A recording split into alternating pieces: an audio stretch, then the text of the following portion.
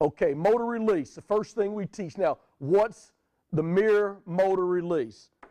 You know, there's bump and run to where you're going to get up in his face and you're going to hit him, you're going to run with him.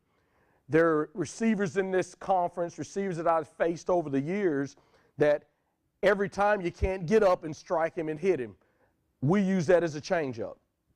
So we start off with teaching what we call a motor technique, which is a 6-inch step.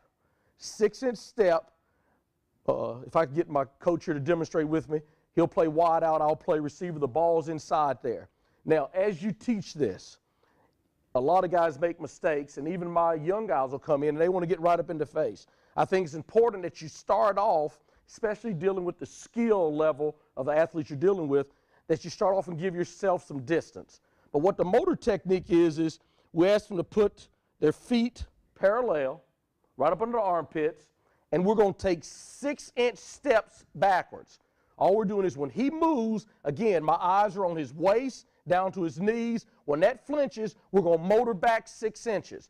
At the same time, staying down, staying square, eyes are down. Now, whatever side he releases to, Coach, if you can back up just a step, whatever side he releases to, the ball's in there, all I'm trying to do is mirror the release and staying in front of him, not letting him get even. So as I 6-inch back, as he goes outside, I'm going to open up to the side that he releases.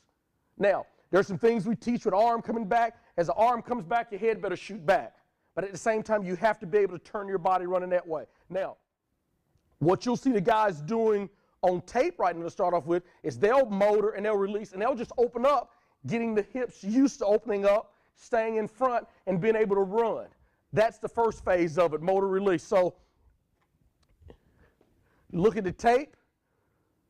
You'll see this young man motor back, good stance.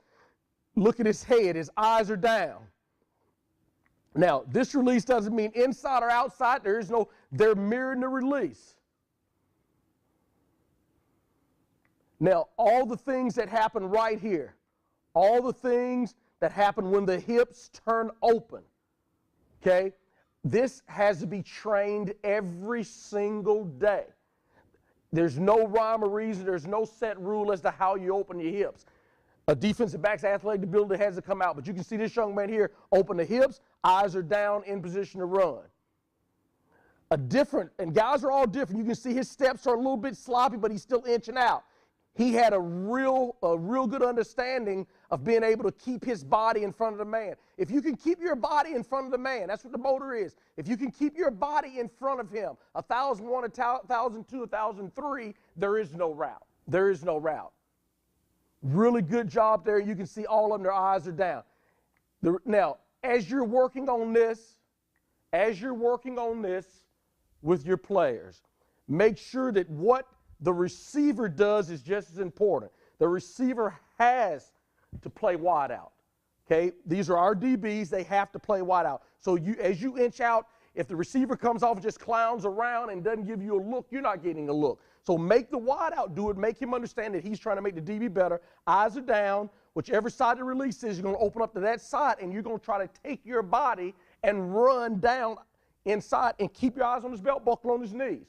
You'll understand in a few minutes why.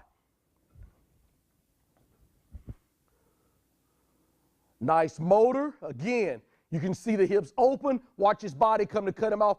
Good example right here of the eyes down. The eyes are down. The eyes are down. Now, some guys are good at using their hands. Some guys are good at using their feet and their eyes.